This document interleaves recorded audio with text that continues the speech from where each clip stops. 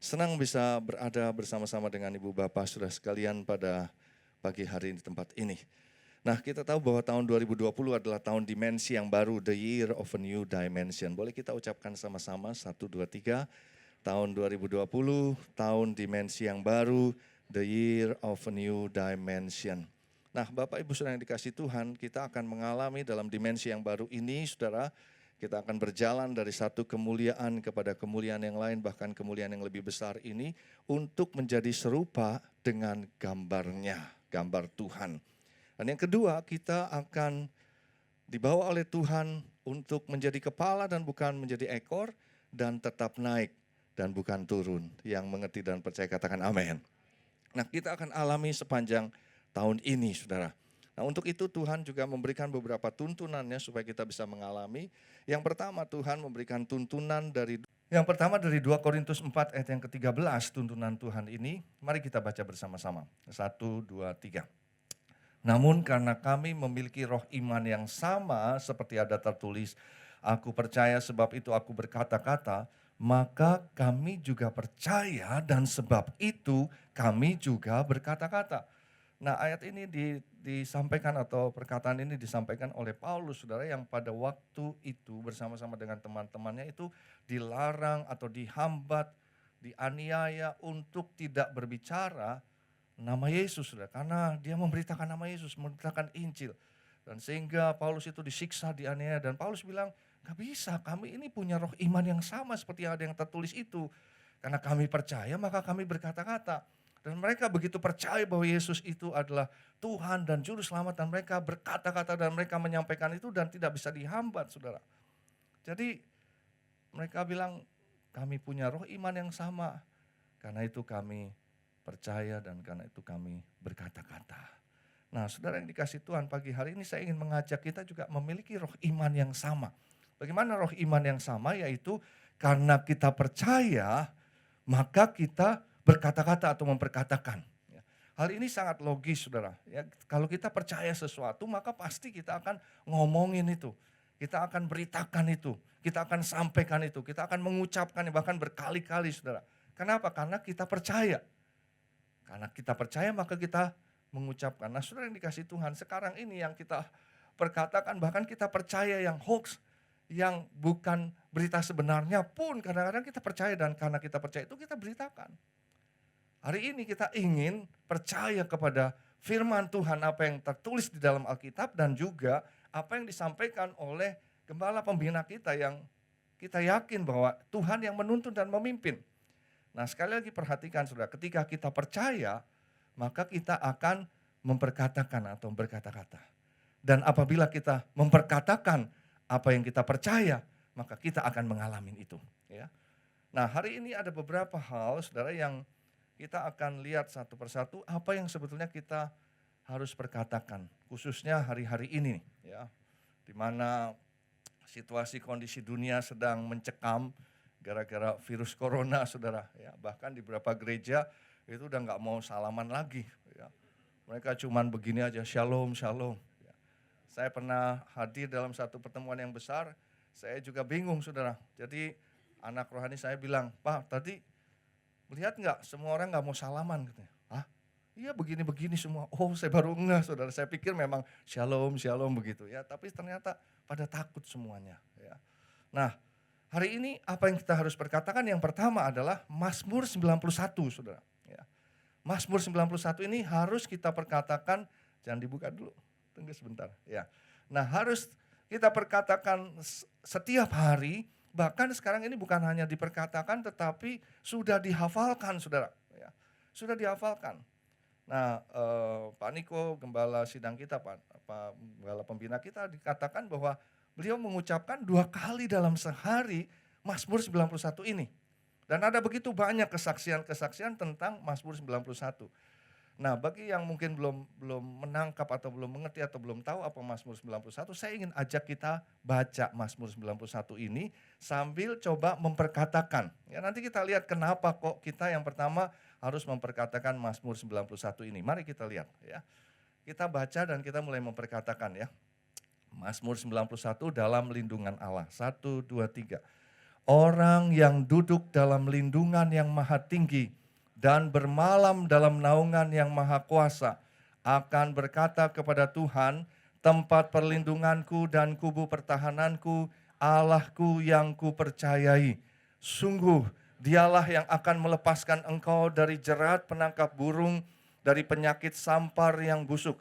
Dengan kepaknya ia akan menudungi engkau, di bawah sayapnya engkau akan berlindung. Kesetiaannya ialah perisai dan pagar tembok. Engkau tidak usah takut terhadap kedahsyatan malam, terhadap panah yang terbang di waktu siang, terhadap penyakit sampar yang berjalan dalam gelap, terhadap penyakit menular yang mengamuk di waktu petang. Walau 1.000 orang rebah di sisimu dan 10.000 di sebelah kananmu, tetapi itu tidak akan menimpamu. Engkau hanya menontonnya dengan matamu sendiri dan melihat pembalasan terhadap orang-orang fasik. Sebab Tuhan ialah tempat perlindunganmu, yang maha tinggi telah kau buat tempat perteduhanmu. Malapetaka tidak akan menimpa kamu, dan tulah tidak akan mendekat kepada kemahmu. Sebab malaikat-malaikatnya akan diperintahkannya kepadamu untuk menjaga engkau di segala jalanmu. Mereka akan menatang engkau di atas tangannya, supaya kakimu jangan terantuk kepada batu. Singa dan ular tedung akan kau langkahi. Engkau akan menginjak anak singa dan ular naga. Sungguh hatinya melekat kepadaku, maka aku akan meluputkannya. Aku akan membentenginya sebab ia mengenal namaku. Bila ia berseru kepadaku, aku akan menjawab. Aku akan menyertai dia dalam kesesakan. Aku akan meluputkannya dan memuliakannya. Dengan panjang umur akan kukenyangkan dia, dan akan kuperlihatkan kepadanya keselamatan daripadaku. Haleluya. Ya. Berikan tepuk tangan bagi Tuhan Yesus. Nah, saudara, kalau kita melihat ayat-ayat ini, maka ini menguatkan kita. Ya. Saya sendiri mengucapkan bersama-sama dengan istri, bukan hanya mengucapkan, sudah menghafalkan, saudara. Ya. Sekarang banyak orang-orang yang hafal ayat ini, bahkan anak-anak kecil juga mulai menghafalkan. Nah, banyak kesaksian tentang Mazmur 91 ini. Saudara nanti bisa lihat di Google, ada banyak kesaksian tentang Mazmur 91. Nah, khususnya untuk hari-hari ini, di mana ada virus corona, saudara, ya kita mau lawan pakai apa, saudara? Ya. Mau dibilang punya harta banyak juga, semua orang juga ketakutan. Ya. Punya pengetahuan yang banyak juga sekarang lagi bingung nih gimana nih. Tapi saya kemarin dapat dikasih WA, katanya virusnya sudah diteliti dan sudah ketemu jawabannya atau penangkalnya. Ya, mudah-mudahan seperti itu. Ya. Tapi semua juga lagi pusing ya, kalaupun misalnya belum ketemu, pusing itu kita punya pengetahuan yang banyak. Kalau kita punya posisi kedudukan yang tinggi, semua presiden juga lagi memikirkan akan hal itu. Ya. Apalagi cuman popularitas, sudah nggak bisa kepake itu untuk memecahkan ini. Nah gimana caranya? Tuhan ingatkan, saudara, kalau kamu percaya ini, kamu perkatakan ini.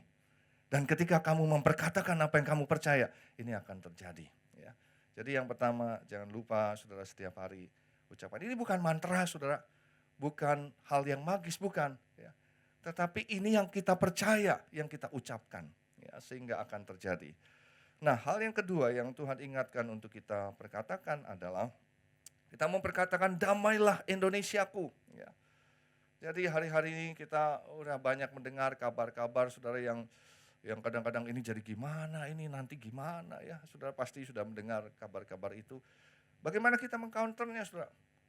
Dengan mengucapkan bersama-sama dan memperkatakan apa yang kita percaya. Apa yang kita percaya? Bahwa Indonesia pasti damai. Amin. Berapa banyak saudara percaya bahwa Indonesia pasti damai? Oh iya. Kalau enggak, ngapain juga kita tinggal di sini ya. Nah, untuk itu karena kita percaya, kita mulai mengucapkan. Setiap hari, saudara, jangan lupa ucapkan, damailah Indonesiaku, damailah Indonesiaku. Kalau hari-hari lagi ada virus, saudara bisa ucapkan begini, Indonesia tidak akan terjangkit virus corona. Indonesia bebas dari virus corona. Saudara, kalau kita semua mengucapkan itu, wah, saya udah kebayang sudah itu virus yang mau masuk, nggak jadi, saudara, dia pergi dan bahkan terusir. Ya. Nah yang ketiga, Tuhan ingatkan supaya kita mengucapkan arti daripada Pentakosta ketiga. Setiap minggu saya percaya di tempat ini, kita diminta untuk bangkit berdiri, mengucapkan Pentakosta ketiga. Kita pikir mungkin apa sih ini? Ya, sesuatu yang baru lagi, bukan saudara. Tetapi ini dalam rangka kita memperkatakan apa yang kita percaya. Ya. Karena kita percaya, kita memperkatakan, dan ketika kita memperkatakan apa yang kita percaya akan terjadi.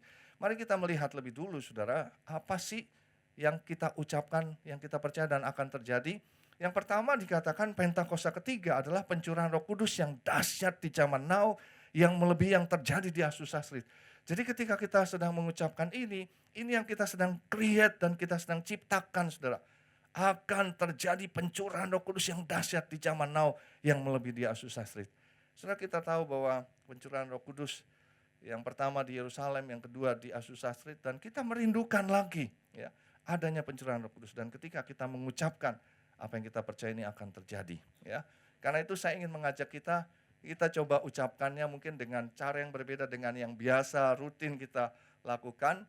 Coba saudara ikuti apa yang saya ucapkan ya. Pentakosta ketiga. 1. Pentakosta ketiga adalah pencurahan Roh Kudus yang dahsyat di zaman now, yang melebihi yang terjadi di Azusa Street. Nah, kalau saudara mengucapkan seperti itu pasti terjadi. Amin. Iya, pasti. Ini ada lebih kurang 300 hari lagi ke depan ini, lebih lagi saudara ya, yang kita akan ucapkan, dan saya percaya pasti terjadi itu. Amin. Nah, yang kedua ya, dikatakan Pentakosta ketiga akan mengakibatkan penuaian jiwa yang terbesar dan terakhir sebelum Tuhan Yesus datang kembali. Kita ucapkan ini saudara. Berapa banyak yang rindu penuaian jiwa yang terbesar dan terakhir di Indonesia ini sebelum Tuhan Yesus datang. Jadi kita ucapkan, mari kita ucapkan juga ya, ikuti saya. 2. Pentakosta ketiga akan mengakibatkan penuaian jiwa yang terbesar dan terakhir sebelum Tuhan Yesus datang kembali. Wow, saya bergairah sekali saudara ketika kita mengucapkan ini. Ya, yang ketiga kita lihat, dikatakan Pentakosta ketiga akan membangkitkan generasi Yeremia, yaitu anak-anak muda yang dipenuhi Roh Kudus, cinta mati-matian kepada Tuhan Yesus, tidak kompromi terhadap dosa, dan akan bergerak untuk memenangkan jiwa. Saudara, kalau lihat ini, saudara, dan kita create ini, wah, ya. Jujur kalau kita melihat anak-anak muda sekarang ini, banyak orang yang seolah-olah pesimis, wah anak-anak muda sekarang mah beginilah, begitu. Nah, daripada kita mengucapkan itu, kenapa kita tidak ucapkan ini? Ya, mari kita ucapkan juga. 3. Pentakosta ketiga akan membangkitkan generasi Yeremia, yaitu anak-anak muda yang dipenuhi Roh Kudus, cinta mati-matian kepada Tuhan Yesus, tidak kompromi terhadap dosa, dan akan bergerak untuk memenangkan jiwa. Wah, hati saya bergairah sekali saudara. Ya, saya rindu untuk melihat hal ini. Yang keempat, kalau kita lihat bagaimana Pentakosta. Nah, yang keempat dikatakan Pentakosta ketiga lahir di Indonesia dan bergerak ke bangsa-bangsa.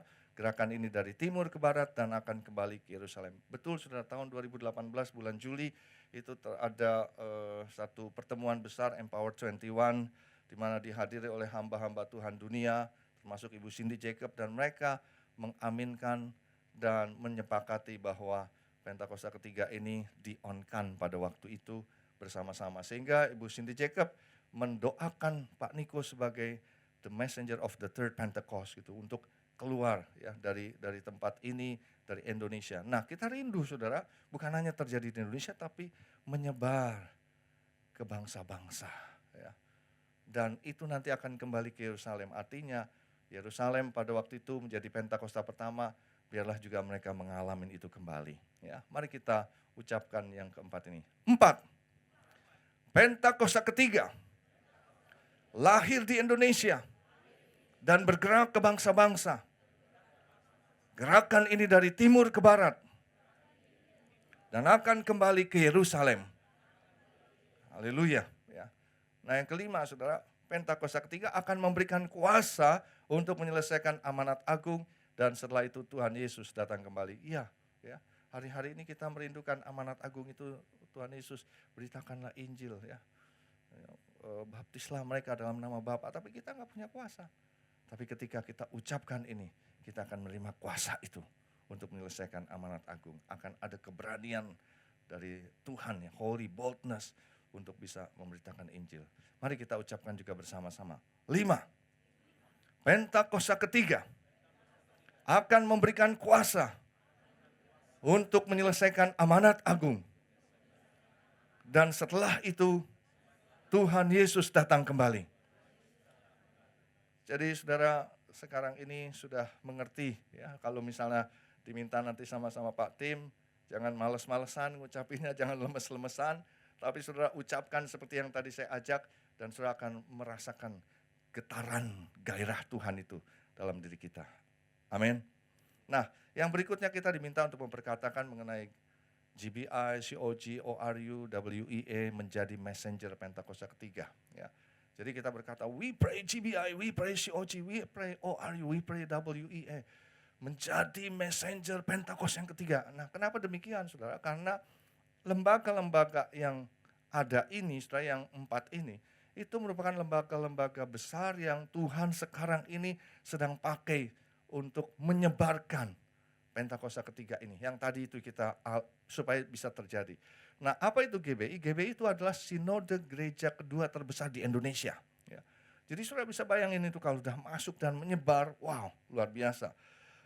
COG atau Church of God itu gereja Pentakosta terbesar kedua di Amerika. Ya. Sinode gereja Pentakosta terbesar kedua di Amerika. Jadi ini juga sudah masuk ke sana, saudara.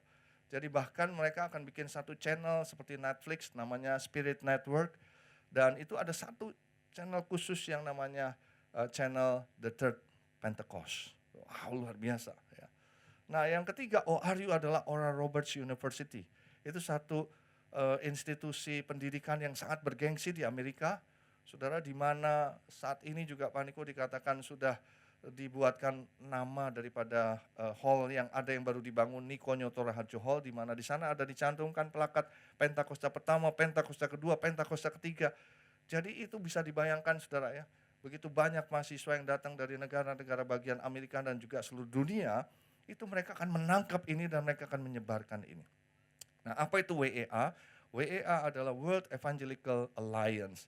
Ini adalah satu institusi dari 3 institusi Kristen yang punya perwakilan di PBB, saudara. Bayangin, di PBB bukan hanya perwakilan pemimpin-pemimpin negara atau negara-negara, tapi ada 3 institusi Kristen, salah satunya WEA, ya, yang ada di sana dan sudah masuk juga, saudara. Ini sebetulnya persekutuan gereja-gereja Injili, tapi kemarin mengadakan sidang di SICC dan mereka begitu menyala-nyala tentang Pentakosta ketiga dan kita berdoa supaya Tuhan pakai. Ya. Nah, yang terakhir, yang kelima, kita diminta untuk memperkatakan, datanglah kerajaanmu, datanglah ya Tuhan Yesus. Kenapa kita harus memperkatakan ini setiap hari juga, saudara? Supaya kita menyelaraskan diri kita dengan kedatangan Tuhan dan dengan apa yang menjadi kehendak Tuhan. Ketika kita berkata, datanglah kerajaanmu, let your kingdom come. Ya. Kita mungkin bisa katakan, let your will be done on earth as it is in heaven. In our life, as it is in heaven. Kita sedang menyetarakan diri, menyelaraskan diri kita, saudara, dengan kehendak Tuhan. Apalagi ketika kita bilang, datanglah ya Tuhan Yesus, kami merindukan, bukan sok-sokan, saudara. Ya. Tapi justru kita diingatkan bahwa Tuhan Yesus datang segera. Are you ready? Itu yang menjadi pertanyaan kita. Ya. Nah, biarlah ini yang pertama kita lakukan, saudara, memperkatakan apa yang Tuhan kehendaki. Nah, tuntunan Tuhan yang kedua adalah, Tuhan berikan ada 7 hal yang harus menjadi perhatian kita hari-hari ini melalui Efesus 5 ayat 15 sampai 21, saudara. Ya, ketika saya sedang saat teduh, tiba-tiba Tuhan taruhkan ini loh, yang hari-hari ini kamu harus perhatikan. Ya, ada 7 hal. Kenapa demikian? Nanti kita lihat. Mari kita baca lebih dulu Efesus 5 ayat 15 sampai 21. Ya. Coba kita baca ayat-ayatnya. 1, 2, 3. Karena itu, perhatikanlah dengan saksama bagaimana kamu hidup. Janganlah seperti orang bebal, tetapi seperti orang arif. Dan pergunakanlah waktu yang ada, karena hari-hari ini adalah jahat. Sebab itu janganlah kamu bodoh, tetapi usahakanlah supaya kamu mengerti kehendak Tuhan. Dan janganlah kamu mabuk oleh anggur, karena anggur menimbulkan hawa nafsu, tapi hendaklah kamu penuh dengan roh. Dan berkata-katalah seorang kepada yang lain dalam mazmur, kidung puji-pujian dan nyanyian rohani. Bernyanyi dan bersoraklah bagi Tuhan dengan segenap hati. Ucaplah syukur senantiasa atas segala sesuatu dalam nama Tuhan kita Yesus Kristus kepada Allah dan Bapa kita, dan rendahkanlah dirimu seorang kepada yang lain di dalam takut akan Kristus. Nah, Bapak Ibu Saudara yang dikasih Tuhan, ketika saya merenungkan dan membaca ayat-ayat ini, Tuhan bilang ini yang kamu harus perhatikan, ada 7 hal. Mari kita lihat satu persatu. Yang pertama Tuhan katakan, karena itu perhatikanlah dengan saksama bagaimana kamu hidup. Janganlah seperti orang bebal, tetapi seperti orang arif. Tuhan bilang, cek diri dan kehidupan kita selalu. Ya. Cek diri. Kita diminta untuk mengecek diri dan kehidupan kita. Bukan orang lain. Ya. Jadi dikatakan bagaimana kamu hidup, bukan bagaimana orang lain hidup. Ya nggak peduli lah, nggak usah pusingin. Itu dia mau begini, dia mau begitu. Kadang-kadang kita bilang, kok dia begitu? Nggak usah, kata Tuhan. Cek dirimu dengan saksama. Kata perhatikanlah dengan seksama, itu kata perhatikan saja sudah fokus. Sudah. Tambah lagi dengan saksama, artinya kita betul-betul harus detail. Ya. Mungkin kalau kita gambarkan pakai mikroskop itu yang elektron yang sampai sedetail. Ya. Apa yang kita harus cek? Diri kita. Perkataan kita gimana? Mata kita gimana? Telinga kita gimana? Pikiran, perasaan, keinginan kita gimana? Tangan kita, kaki kita, hati kita, cek semuanya. Nah, kenapa demikian, saudara? Kalau enggak, bablas, saudara. Ya. Hari-hari ini kita melihat banyak sekali orang-orang yang melakukan hal-hal yang rasanya udah enggak ada rasa. Ya. Bahkan sampai hal-hal yang memalukan seperti kayaknya udah ketutup semuanya. Nah, mengapa demikian? Karena dia tabrak itu semua rambu-rambu yang dari Tuhan. Dia enggak pernah cek diri dan kehidupannya pribadi. Dia ngeliatin orang lain saja. Nah, hari ini Tuhan ingatkan, saudara. Ketika saya renungkan akan hal ini, Tuhan bilang begini nih. Yudas itu jual Yesus, itu enggak tiba-tiba muncul satu ide terus langsung dia jual, enggak, saudara. Itu karena dia enggak ngecek diri dan dia enggak pernah mengikuti atau mentaati apa yang Tuhan sudah taruhkan dalam hatinya. Contoh misalnya, dia itu bendaharanya Yesus, bendahara sel grupnya Yesus lah. Ya. Dan dia suka mencuri uang yang dipegang. Jadi sebelum dia mencuri kan pasti dia udah mulai mikir dong, ini uang nih kayaknya nggak ada yang lihat nih. Boleh, di sini udah bilang, nggak bisa. Tapi dia tetap langgar, dia tabrak itu, dia ambil juga, dia coba. Waktu dicoba kok kayaknya nggak ada yang ngecek-ngecek juga nih gitu kan. Dia sekali, udah dibilang jangan, kembalikan itu, dia tetap juga langgar. Akhirnya diambil dan sampai jual Yesus pun dia nggak rasa apa-apa, saudara. 30 keping perak diambil, dia terima tanpa rasa. Bahkan sebelumnya dia serahkan dengan cara dia mencium Yesus. Ini nanti kamu lihat orang ini yang saya cium. Sampai Yesus bilang begini, dengan inikah, dengan cara beginikah engkau. Dia nggak ada bisa pikiran, udah ketutup semuanya. Kenapa? Karena seperti itu. Dia nggak pernah cek dirinya, nggak pernah kontrol dirinya. Nah, Tuhan ingatkan, saudara. Korupsi, perzinahan itu enggak terjadi dengan semalam atau sendirinya. Itu sudah diperingati. Kalau ada pria atau wanita misalnya dalam perselingkuhan atau perzinahan itu pasti, kamu mau kontak siapa? Ya. Udah diingetin, saudara. Ya. Mau kenalan sama siapa? Udah diingetin. Tetap dilanggar. Habis itu dikontak juga. Habis itu diketemu juga. Habis itu ngomong-ngomong. Habis itu maaf pegangan. Habis itu langsung, terjadilah. Ini udah ada. Dan Tuhan bilang, cek diri kamu. Kalau Tuhan ingetin perkataan, mata kita, saudara. Karena Tuhan segera akan datang. Biar hari ini kita ikuti apa yang menjadi kehendak Tuhan. Perhatikanlah dengan saksama bagaimana kamu hidup. Ya, saudara, mungkin pulang dari tempat ini atau mungkin waktu saya ngomong seperti ini Tuhan sudah bicara juga. Ya. Ada beberapa hal yang kita, jangan keraskan hati kita. Ketika Tuhan bicara, lebih baik kita bertobat dan jangan mengulanginya lagi. Hal yang kedua yang Tuhan ingatkan untuk kita perhatikan dan lakukan, dikatakan pergunakanlah waktu yang ada.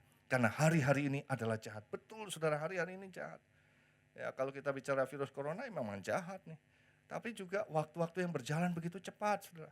Sekarang udah tanggal 9 Februari 2020, ini nggak main-main, saudara. Udah minggu kedua ini. Nah, kalau kita berpikir, kadang-kadang kita misalnya, aduh gue bangun kesiangan, itu waktu kita udah dicuri. Atau misalnya kita, wah tiba-tiba kok udah jam segini, saya belum ngapa-ngapain ini. Itu waktu kita dicuri, dan waktu itu jahat, dia mencuri. Tiba-tiba habis. Ya. Dan apa yang Tuhan minta supaya kita reset waktu kita, manage waktu kita dengan lebih baik lagi. Saya sendiri sudah harus mereset waktu saya. Saya harus mereset kembali waktu-waktu yang ada. Dan terlebih lagi yang Tuhan ingatkan adalah kita harus punya atau sediakan waktu khusus untuk Tuhan, saudara. Jangan sampai kita berani hari-hari ini kita keluar rumah tanpa lebih dulu ketemu sama Tuhan. Ya. Dalam perjumpaan dengan Tuhan pribadi, lepas pribadi. Ya. Ini penting, saudara. Kalau saudara perhatikan tadi Mazmur 91 dikatakan, orang yang duduk dalam lindungan yang maha tinggi dan bermalam dalam naungan yang maha kuasa. Jadi pertanyaan kita, duduk dalam lindungan yang maha tinggi, itu yang seperti apa? Ya. Karena orang itulah yang akan mengalami tadi itu semua. Yaitu ketika dia duduk betul-betul, datang pagi sama Tuhan. Saya menginterpretasikannya, saudara, duduk dalam lindungan yang maha tinggi itu di pagi hari. Gitu. Saya lebih suka pagi hari datang. Jadi ketika bangun, saya sediakan waktu, saya kadang-kadang saya mesti bilang, Lord, I give my special time to you. Ya. Saya kasih Tuhan, special time. Saya nggak mau diganggu dan saya mau ketemu sama Tuhan, saya ngomong-ngomong, saya doa, pujian penyembahan, saya baca firman, saya catat apa yang Tuhan bicara sama saya. Setelah kira-kira Tuhan bilang, okay, now it's finished, gitu ya. You may go out atau you may do your activities. Saya baru lakukan itu, saudara. Kenapa? Karena duduk dalam lindungan yang maha tinggi, artinya kita keluar itu semua dalam perlindungan Tuhan. Nah, ketika dikatakan, dan bermalam dalam naungan yang maha kuasa, gimana caranya, saudara? Ya waktu kita kembali, ya setelah aktiviti sudah selesai, ya terserah saudara, tapi kita bisa datang lagi sama Tuhan. Tuhan, saya datang lagi sama Tuhan. Thank you so much untuk apa yang Tuhan sudah tuntun, pimpin saya, perlindungan, dan sekarang saya mau bermalam ya dalam naungan-Mu Tuhan. Ya. Kita mau tidur dan kita ketemu sama Tuhan. Saudara jangan keluar, jangan lakukan segala sesuatu sebelum kita mengatur waktu untuk Tuhan. Karena hari-hari ini adalah jahat. Yang ketiga, dikatakan sebab itu janganlah kamu bodoh, tetapi usahakanlah supaya kamu mengerti kehendak Tuhan. Saudara maaf, kalau kita enggak tadi sediakan waktu untuk Tuhan, maaf, kita jadi, maaf nih saudara, saya bukan menghina ya, tapi jadi bodoh betul-betul. Dan saya ketemu dengan orang-orang yang sudah tahu ya. Kemarin ini ada investasi bodong yang kita waktu ditanyain kita bilang udah nggak masuk akal, jangan, tetap aja saudara. Kehilangan puluhan juta, mereka baru nyesel, mau diapain? Ya. Tuhan sudah bilang, hari-hari ini jangan kamu bodoh, tapi usahakanlah supaya kamu mengerti kehendak Tuhan. Artinya saudara, Tuhan minta supaya kita senantiasa bertanya, berkomunikasi dengan Tuhan untuk apa segala sesuatu yang kita mau ucapkan, katakan, dan lakukan lebih lagi. Ya. Tadi kita mendengar dalam pastoral message Pak Niko dikatakan, Tuhan Yesus apa yang dia katakan dan dilakukan itu semua berasal dari Bapaknya. Yesus pernah berkata, makananku ialah melakukan kehendak Dia yang mengutus aku dan menyelesaikan pekerjaan. Artinya, kata makanan itu sudah sesuatu yang biasa yang dia lakukan, bertanya sama Bapaknya. Ya. Udah menjadi gaya hidupnya, saudara. Dan dia tidak akan lakukan kalau Bapaknya tidak bilang sesuatu atau nyuruh sesuatu. Dan Pak Niko katakan, itulah yang juga saya lakukan selama 32 tahun dalam memimpin gereja ini. Dan saya bisa katakan hari ini juga kepada saudara, itu juga yang saya lakukan. Hari-hari ini saudara, apa yang saudara mau lakukan? Tanya ya. Tanya Tuhan, kira-kira kalau gini oke enggak ya? Nah banyak orang bilang, nanti jawaban Tuhan gimana? Kita tahu saudara, kita pasti tahu ya. Tapi saudara mesti mulai dulu. Nah ada bilang, wah dikit-dikit tanya Tuhan, dikit-dikit tanya Tuhan. Tuhan juga pusing, tahu enggak katanya dengerin berapa banyak orang. Saya katakan tidak saudara. Ya. Justru hari-hari ini Tuhan itu sedih sekali karena tidak ada atau langka sekali yang nanya sama dia. Semua melakukan apa yang jadi kehendaknya sendiri, yang dianggap baik, yang dianggap luar biasa, dianggap bagus. Tapi hasilnya tidak luar biasa dan Tuhan, saya menangkap dia urut-urut dada dan dia kata, aduh sayang. Atau mungkin dia, nah jangan seperti itu, aduh jangan. Tetap aja dilakukan. Tapi ketika kita libatkan Tuhan, komunikasi sama Tuhan, Tuhan akan tuntun dan pimpin. Mazmur 32 ayat 8 jelas sekali dikatakan, Tuhan pengen menuntun, memimpin, mengajar, mengarahkan kita sudah di jalan yang Tuhan sudah siapkan. Pada beberapa waktu yang lalu, saya melihat satu penglihatan sudah ketika awal tahun 2020 ini, ya dikatakan dimensi yang baru itu, saya melihat satu penglihatan di mana Tuhan membentangkan seperti karpet panjang, tulisannya 2020 dimensi yang baru. Dia seperti begini sudah. Gitu. Dia bentangkan dan karpet panjang itu dari 1 Januari sampai 31 Desember. Ya. Dan saya melihat karpet itu, bukan karpet merah. Karpet yang putih tapi bukan putih yang meletak, tapi seperti kayak broken white begitu, karpet yang bagus sekali. Dan Tuhan bilang, saya sudah sediakan jalan ini. Jalan, semuanya di sana. Gitu. Nah, saudara waktu dalam penglihatan itu saya lihat karpet itu yang panjang seperti itu, saudara bisa membayangkan misalnya dalam pernikahan itu kan ada karpet merah. Nah kita kiri kanan kan nungguin si pengantin itu lewat begitu ya. Nah ini juga begitu, Tuhan bilang jangan berada di pinggir karena saya lihat semuanya pada di pinggir semua. Tuhan bilang jangan di pinggir, masuk ke dalamnya, jalan ke sana. Saya melihat ada satu rombongan yang dipimpin saudara. Ya ada satu pribadi dan saya menginterpretasikan ini mungkin Pak Niko nih karena dimensi 20 ya, dimensi yang baru. Dia bawa rombongan itu, yang lain cuma ngeliatin aja saudara. Tuhan bilang jangan begitu, masuk ke dalamnya, ayo nikmatin. Nah tapi banyak orang yang akhirnya nggak masuk saudara. Dia lebih tertarik pada hal-hal yang lain. Dan hari-hari ini Tuhan ingatkan, ayo usahakan supaya kamu mengerti kehendak Tuhan. Kalau kamu mengerti udah tinggal jalan aja, udah disediain kok jalannya sama Tuhan. Dan kadang-kadang Tuhan saya menangkap, aduh gimana ya terjadi lagi. Coba dia tanya sama saya aja. Ya sekali lagi kalau saudara bilang gimana jawaban Tuhan, saudara pasti tahu, pasti ya. Cuman saya nggak bisa explain kan nanti ada suara kah atau bentuknya gimana. Pokoknya tanya dulu sama Tuhan. Tuhan, tapi mesti ngomong ya. Tuhan saya mau misalnya sekolahin anak di mana Tuhan. Tuhan apakah saya buka bisnis ini ya. Tadi pagi saya bilang jangan ikut-ikutan lagi kopi, semuanya kopi kita buka juga. Tapi berdoa tanya Tuhan, kalau Tuhan bilang yes, ini waktunya buka kopi. Ayo buka sudah ya. Tapi kalau Tuhan tuntun lain, ayo kita berdoa. Kira-kira Tuhan maunya gimana ya. Nah yang berikutnya Tuhan bilang ayat yang keempat, yang berikutnya dikatakan janganlah kamu mabuk oleh anggur karena anggur menimbulkan hawa nafsu. Tetapi hendaklah kamu penuh dengan roh saudara.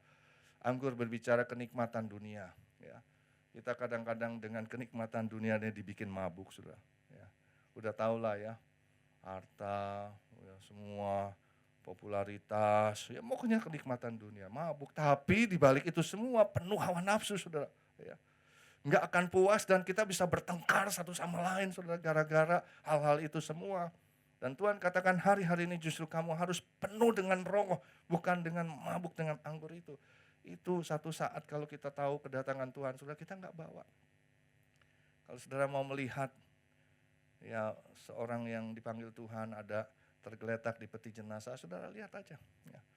Apa yang dia punya, apa yang dia sudah capai, sudah dia raih, seberapa yang dia bawa. Nggak ada yang dia bawa. Sampai saya berani berkata saudara, hari-hari ini udahlah ya, nggak usah terlalu difokusin ke sana. Tapi Tuhan bilang, penuh dengan roh artinya apa? Ciri daripada orang yang penuh roh adalah dia akan menghasilkan buah Roh Kudus. Berbicara mengenai respons kita, saudara. Ya kita bisa disakiti, kita bisa dirugikan gara-gara anggur dunia ini, saudara. Ya, kenikmatan itu. Wah kita rasanya nggak bisa terima, saudara. Tapi ingat kita harus penuh dengan roh. Penuh roh artinya menghasilkan buah roh. Respons kita hanya kasih, sukacita, damai sejahtera, kesabaran, kemurahan, kebaikan, kesetiaan, kelemah lembutan, penguasaan diri. Hafalin ini saudara. Ya. Jadi kalau seorang itu dipenuhi atau roh atau tidak, gampang kita lihatnya. Oh dia udah gak bisa mengasihi saudara, pertanyaan. Hati-hati nih. kita sudah mulai kepancing. Kita mungkin bukan penuh roh tapi mabuk anggur. Kalau dia udah gak bisa mengendalikan diri, dia gak bisa bersuka cita lagi, dia udah gak bisa berbuat kebaikan lagi, hati-hati. Tuhan minta supaya kita hidup menghasilkan buah roh. Yang kelima, saudara, Tuhan ingatkan supaya kita berkata-katalah seorang kepada yang lain dalam mazmur, kidung puji-pujian, dan nyanyian rohani. Bernyanyi dan bersoraklah bagi Tuhan dengan segenap hati. Kalau saudara perhatikan, ini gimana bisa kita disuruh berkata-kata, tapi dalam mazmur, kidung puji-pujian, dan nyanyian rohani. Saya mesti ngomong sama saudara dalam nyanyian ya, rohani, dalam kidung puji-pujian. Ya. Dan suruh bernyanyi dan bersorak bagi Tuhan dengan segenap hati. Kalau kita nggak jaga hati, nggak mungkin bisa, saudara. Jadi Tuhan ingatkan supaya kita jaga hati hari-hari ini. Jangan sampai kena panah api si jahat, jangan gampang kena tersinggung, saudara ya, pahit, marah, benci, dengki, udah pasti nggak bisa. Saudara kalau misalnya berkata-kata dalam mazmur, kidung pujian dan nyanyian rohani, itu seperti begini. Saudara, gitu ya. Apa yang sedang engkau pikirkan, misalnya begitu. Saya nggak bisa membuat nada-nada yang indah, tetapi kira-kira begitu. Nah, gimana kalau kita hatinya kotor dan kesel? Apa sih lihat-lihat? Pak Sam apa? Gitu, saudara. Ini udah pahit nih. Ya. Udahlah, lo jangan ngomong kayak gitulah. Itu udah hatinya pahit, saudara. Ya. Bisa dibayangin kalau misalnya suami istri, mami, gitu kan? Mami, itu udah nada nih, saudara. Mungkin si suami bilang, atau si istri bilang, ya papi, gitu. Atau mungkin anaknya juga ngomong seperti itu. Itu hanya bisa kalau hatinya bersih. Ya. Hari-hari ini jaga hati, saudara, dengan segala kewaspadaan. Ada orang menyakiti, udah gak usah dikenain di hati, udahlah. Ya. EGP aja, emang gue pikirin. Dan setelah itu, baru kita bisa bernyanyi dan bersorak bagi Tuhan dengan segenap hati. Kalau enggak bisa, susah sekali. Dipaksa-paksa susah. Ya. Nah, yang keenam, saudara. Ucaplah syukur senantiasa atas segala sesuatu dalam nama Tuhan kita Yesus Kristus kepada Allah dan Bapa kita. Tuhan ingatkan bagaimana kita bisa mengucap syukur, yaitu ketika kita setuju dengan Tuhan dalam setiap keadaan yang kita sedang alami. Ya, baik atau tidak baik, enak tidak enak. Ya, kadang-kadang kalau kita nggak ngerti akan hal ini, saudara, kita bisa komplain sana, kita bisa blaming others, kita bisa nyalahin Tuhan, saudara. Ya, tapi kita percaya sekarang ketika kita diminta mengucap syukur, kita percaya bahwa apa yang saya sedang alamin ini adalah satu proses yang Tuhan sedang izinkan, di mana saya ada dalam rencananya yang baik. Tuhan gak pernah punya rancangan yang jahat. Kalau saudara mengerti akan hal ini, kita gak akan salahin orang-orang. Saudara. Ini gara-gara dia sih, ini gara-gara itu, gara-gara kamu, ini gara-gara semua di-blame. Tapi kita mulai melihat, ya sudahlah, mau diapain. Ya memang ini proses lah buat saya. Kita bisa mengucap syukur, saudara. Dan kita tahu rencana Tuhan baik atas kita. Kalau kita melihat kehidupan Yusuf, dia difitnah atau dia dibenci sama kakak-kakaknya, dia dibuang ke sumur, dia dijadiin budak, dia difitnah, dia masuk penjara, dia gak pernah komplain, dia gak pernah nyalahin. Ya. Bahkan ketika kakak-kakaknya mulai ketakutan, saudara, dia, waduh si Yusuf udah tahu nih kita yang pernah jangkanin dia. Yusuf bilang, emangnya saya pengganti Allah? Gak usah takut lah. Ini justru Tuhan yang pimpin saya, kalau nggak ada kayak begitu-begitu, saya nggak nyampe di Mesir, dan saya nggak bisa dipakai oleh Tuhan itu untuk menyelamatkan kalian. Itu hebatnya Yusuf, saudara. Karena dia bisa melihat bahwa apa yang terjadi dalam kehidupannya, itu merupakan bagian daripada rencana Allah yang baik adanya. Ya. Nah yang terakhir, yang ketujuh, rendahkanlah dirimu seorang kepada yang lain dalam takut akan Kristus. Gimana kita bisa sebagai orang yang punya harta yang banyak, kedudukan yang tinggi, pengetahuan yang luas, dan juga popularitas yang hebat, bisa merendahkan diri. Kalau kita nggak menyadari bahwa semua adalah anugerah Tuhan. Dan nggak ada yang patut dibanggakan. Saudara. Kalau kita ngerti akan hal ini, wah kita bisa. Walaupun kita punya kedudukan tinggi, kita masih bisa, semua anugerah Tuhan. Ya. Biar hari-hari ini kita menangkap apa yang menjadi kehendak Tuhan, saudara. Kita lakukan apa yang Tuhan kehendaki, kita mulai memperkatakan dan mulai memperhatikan 7 hal ini yang harus menjadi perhatian kita di hari-hari ini.